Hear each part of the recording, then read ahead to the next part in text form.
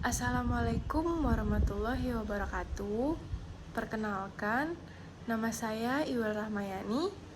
Nomor induk mahasiswa 180351003. Saya dari Universitas Pancasakti Bekasi, Fakultas Ekonomi dan Bisnis, Program Studi Akuntansi. Saat ini saya sudah semester 7. Di sini saya akan mempresentasikan mata kuliah Teori Akuntansi 2. Dosen pengampu yang saya hormati Ibu Natalia Wiyani. Materi yang akan kita bahas yaitu struktur teori akuntansi. Berikut struktur teori akuntansi, yaitu tujuan laporan keuangan, postulat akuntansi, konsep teoritis akuntansi, prinsip dasar akuntansi, dan standar akuntansi. Yang pertama, kita akan membahas tujuan laporan keuangan. Tujuan laporan keuangan merupakan dasar awal dari struktur teori akuntansi. Banyak pendapat tentang tujuan laporan keuangan ini, baik objek maupun penekanannya.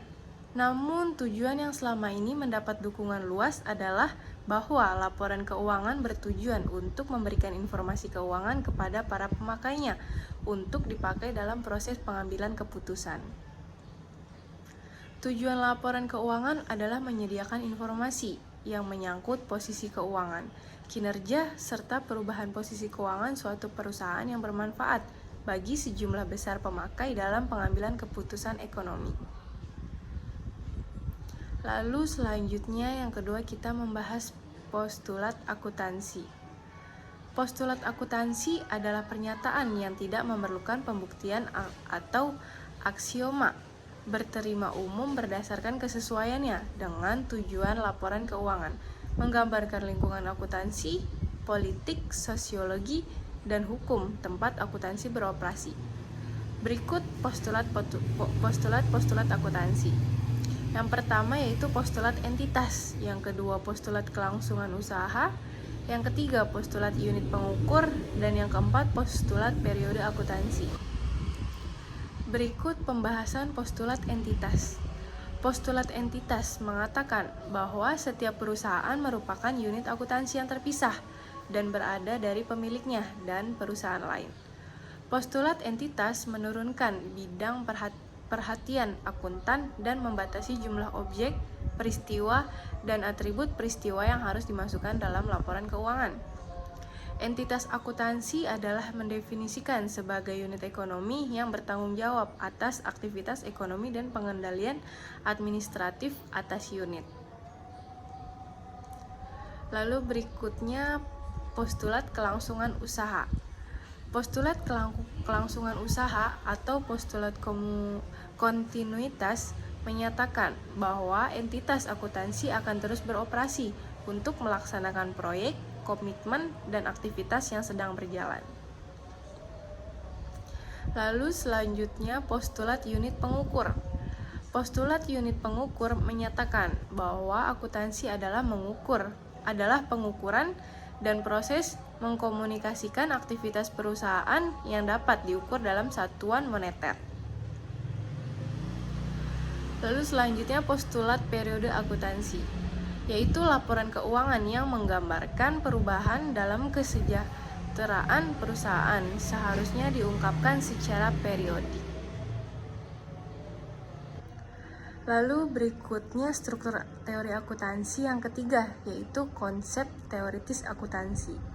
Konsep teoris akuntansi adalah pernyataan yang tidak memerlukan pembuktian atau aksioma, juga berterima umum berdasarkan kesesuaiannya dengan tujuan laporan keuangan, yang menggambarkan sifat entitas akuntansi yang beroperasi dalam ekonomi bebas yang dikarakteristik oleh kepemilikan pribadi atas kekayaan. Berikut konsep teoritis akuntansi. Yang pertama yaitu teori kepemilikan, yang kedua teori entitas, dan yang ketiga teori dana. Yang pertama kita membahas teori kepemilikan. Menurut teori kepemilikan, entitas sebagai agen perwakilan atau susunan melalui wirausahawan individual atas pengoperasian pemegang saham. Tujuan utama teori kepemilikan adalah untuk menentukan dan menganalisa kekayaan bersih pemilik dengan persamaan akuntansi sebagai berikut, yaitu aset dikurang dengan utang sama dengan ekuitas pemilik. Selanjutnya yang kedua, yaitu teori entitas. Teori entitas memandang entitas sebagai sesuatu yang terpisah dan berbeda dari pihak yang menyediakan modal pada entitas. Unit bisnis bukan pemilik merupakan pusat kepentingan akuntansi. Unit bisnis memiliki sumber daya perusahaan dan bertanggung jawab terhadap pemilik maupun kreditor. Menurut teori ini, persamaan akuntansinya adalah yaitu aset sama dengan ekuitas dan aset sama dengan utang ditambah ekuitas pemegang saham.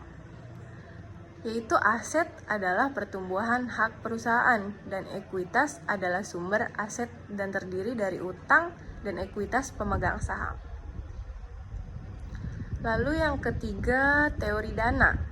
Dalam teori dana, dasar akuntansi bukan teori proprietari maupun teori entitas, tetapi kelompok aset dan kewajiban dan restriksi terkait disebut dana yang mengatur penggunaan aset.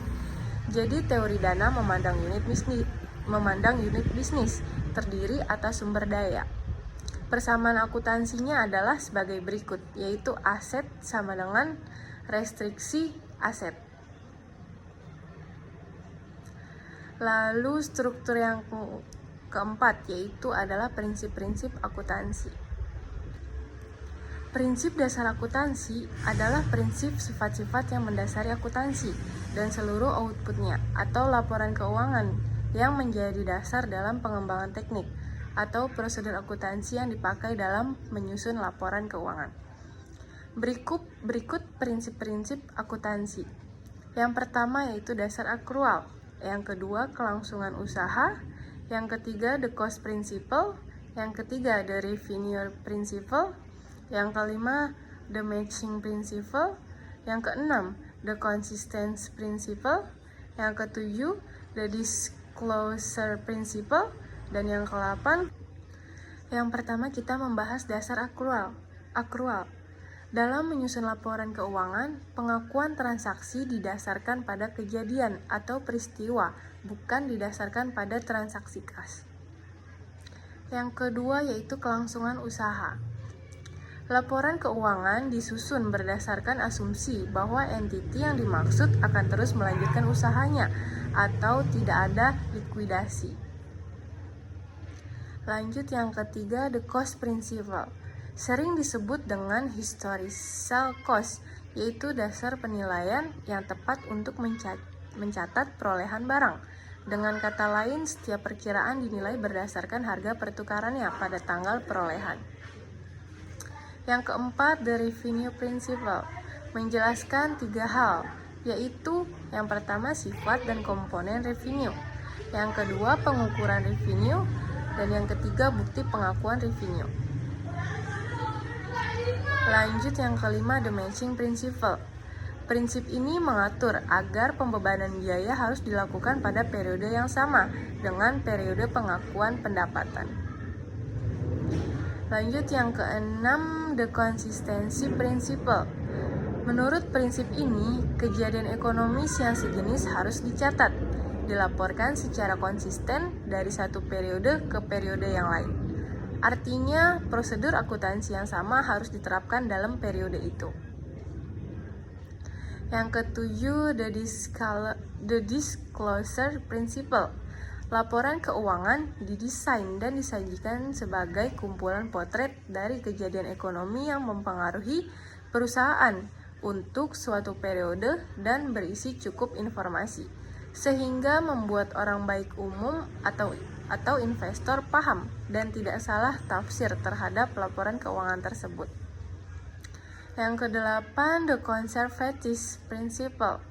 Menurut prinsip ini, apabila kita dihadapkan untuk memilih di antara 2 atau lebih prinsip atau teknik akuntansi yang sama-sama diterima, diutamakan pilihan yang memberikan pengaruh keuntungan yang paling kecil pada equity pemilik. Artinya pada prinsipnya adalah menganut sikap pesimis. Lalu yang terakhir, the materiality principle. Menurut prinsip ini, transaksi dan kejadian yang memiliki pengaruh ekonomi yang penting dapat dicatat dengan cara yang dipermudah tanpa melihat apakah sesuai dengan prinsip dasar akuntansi atau tidak, serta perlu atau tidak diungkapkannya. Lalu selanjutnya struktur teori akuntansi yang kelima, yaitu standar akuntansi.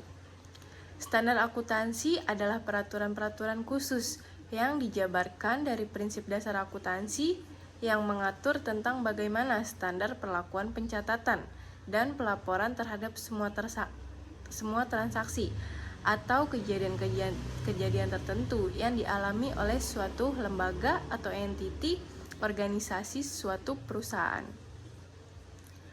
Mungkin sekian materi yang dapat saya sampaikan. Mohon maaf jika ada kata-kata yang kurang baik, dan mungkin presentasi saya masih jauh dari kata sempurna. Sekian, assalamualaikum warahmatullahi wabarakatuh.